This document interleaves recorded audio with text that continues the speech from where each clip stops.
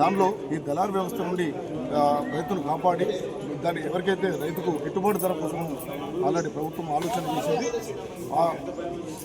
వేరే బయట అమ్మేడుతుంటే 16 నుండి 1800 వరకు క్వింటాలు ఉండే ఇప్పుడు ఒక రైతు మ్యాక్సిమం 6 నుండి 800 రూపాయలు నష్టపోతున్నాడు కాబట్టి దీన్ని తొందరగా ఈ కొనుగోలు కేంద్రాలను స్టార్ట్ చేసి రైతును ఆదుకోవాలి.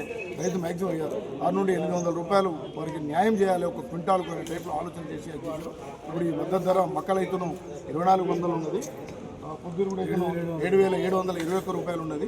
మరి రైతులు ఎక్కడ కానీ మరి చిన్న దుకాణాలు అక్కడిక్కడ ఎవరికి అమ్మకుండా నేరుగా ఈ మార్కెట్ కమిటీకి తీసుకొచ్చి వారు అమ్ముకొని వెంటనే వారు కూడా ఈ కొనుగోలు ఎప్పుడైతే జరుగుతుందో మీరు కాగితాలు గిట్టి ఇవ్వడంతోనే పట్టబాసుకు ఇవన్నీ సమర్పించడంతోనే ఆన్లైన్ అవడంతోనే వెంటనే వారు 15 రోజుల్లో డబ్బులు వస్తాయి. కాబట్టి మీరు కూడా సంతోషించాలని రైతులందరినీ ఈ యొక్క అవకాశాన్ని వినియోగించుకోవాలని నేను మార్కెట్ కమిటీ ద్వారా మీకు మనవి చేస్తున్నాను.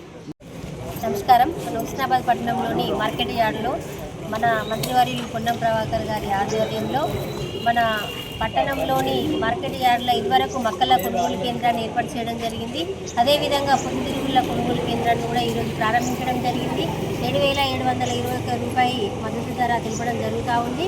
ప్రతి ఒక్క రైతు వాళ్ళు మనకు ఈ పొద్దుతిరుగుళ్ళు మన మార్కెట్ యార్డ్లో అమ్మవలసిందిగా కోరుచున్నాము. మధ్య దళారుల వల్ల మనకు నష్టం జరుగుతుంది కాబట్టి మన ప్రభుత్వం ప్రకటించిన రేటు ప్రకారము మన మార్కెట్లో అమ్మినట్లయితే మీకు మద్దతు ధర సరి అయింది వస్తుందని తెలియజేస్తూ రేపు ఏదైతే నర్మేటలో రైతు మహోత్సవం అనే కార్యక్రమాన్ని అక్కడ మన రేవంత్ రెడ్డి గారు మన మంత్రివర్యులు పొన్నం ప్రభాకర్ అన్నగారు అందరూ విచ్చేసే వ్యవసాయ శాఖ మంత్రివర్యులు కూడా అక్కడికి వస్తారు.